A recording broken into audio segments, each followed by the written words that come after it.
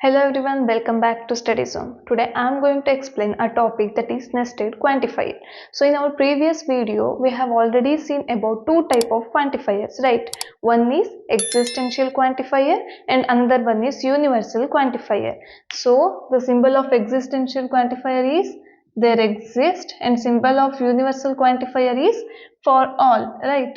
So now we are going to see about nested quantifier, which means a quantifier inside the quantifier.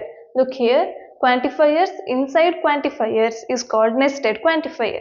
So the definition of nested quantifier is when one quantifier is inside the scope of other quantifier, then it is called as nested quantifier, which means let's tell like for all is in the scope of there exist, or we have there exist and for all. When one quantifier is in the scope of other quantifier, then it is called as nested quantifier. Okay, so example for that is for all x, for each and every value of x there exists y such that p of x comma y is true.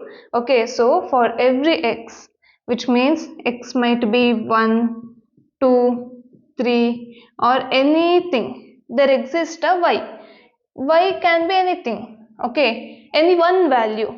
For every x, there will be one value such that p of x comma y is true. Okay, so let's go through the example of this nested quantifier, then it will be clear for you. Okay, let us go through the example for nested quantifier.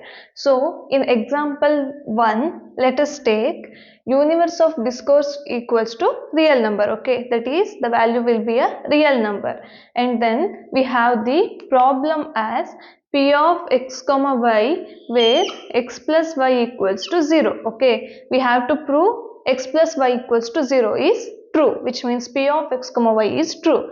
Okay, so statement here, for all x there exists y.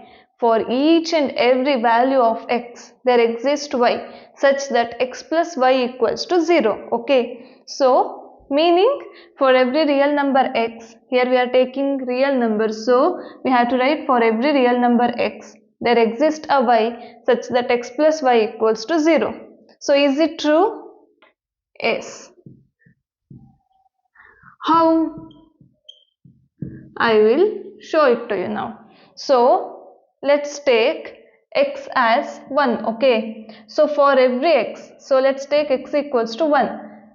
We can pick y. Remember this one, for every x you can pick y equals to minus x. You can pick the value of y. So must and should I have to prove x plus y equals to 0. Okay, this is my goal now. So which value should I pick for y? For y, I should pick negative x. Look here, 1 plus y equals to 0, right? I have to prove this one. So 1 plus what will be equals to 0? 1 plus negative of x is minus 1 will be equals to 0, right? 1 minus 1 will be 0. So I have choose y as minus 1. Let's take x equals to 2. I can pick the value of y, right? So I am taking the value of y as minus 2. So 2 minus 2 will be equals to 0. If I have value as 3, I can pick the value of y. So I am taking it as minus 3. So 3 minus 3 will be equals to 0. So if I go on like this, the value will be equals to 0. So x plus y equals to true for this statement.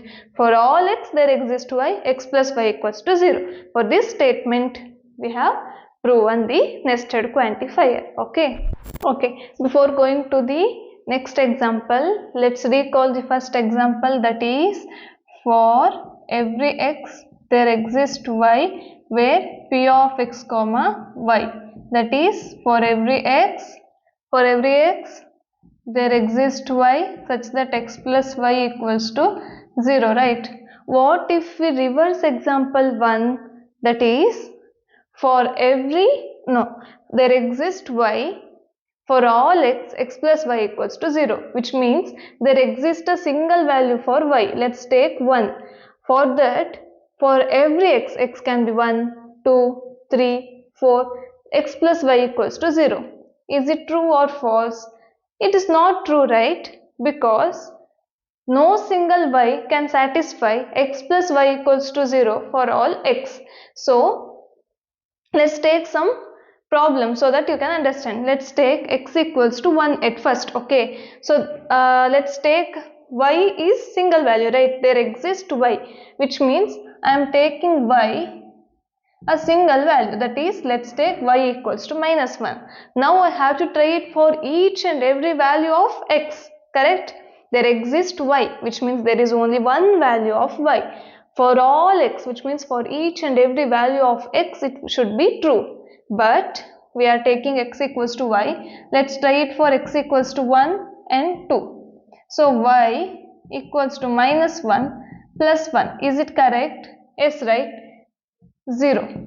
It is true now. Let's take second term, that is minus 1 plus value of x is 2, that is 1. Is it true? No, right? So it is not true for each and every value. So if we change the quantifier, then there might be, if we reverse the quantifier, then there might be a value that can be false also. So the quantifier that is inside a quantifier, and if it is only true, then we can call it as nested quantifier. This is not a nested quantifier. Is it clear? Okay, next thing is there are different combinations in nested quantifier. So there are 4 different combinations in nested quantifier, and they are for all x, for all y, p of x comma y, and then for all x there exists y, q of x comma y, and then there exists y, for all x, q of x comma y, and then there exists x, there exists y, q of x comma y. Since look here there are same symbol, and here also same symbol, so for these two order doesn't matter, but for these two order matters, because if we shuffle these two things, then there will be different scenario, right? So order matters for these two completely. So what you have to do is you have to solve it for p of x comma y equals to 0. Okay, it's the homework for you, like you have to tell whether it is true or false. So we'll give you small example for this one. Okay, so for all x, for all y, they are telling for every value of x, there is, for every value y, for every value of x, there is each and every value that will be true. But if I take it as x plus y equals to 0, it will not be true, right? Because 1 plus 2 is not equals to 0, or 1 minus 2 is also not equals to 0. But this is telling that it will be true for each and every value. So this is not true. And then we have proven these two, right? We have taken the example of these two and tried for this one and answered me in the comment section. So it's enough for today that the nested quantifier is clear. Thank you.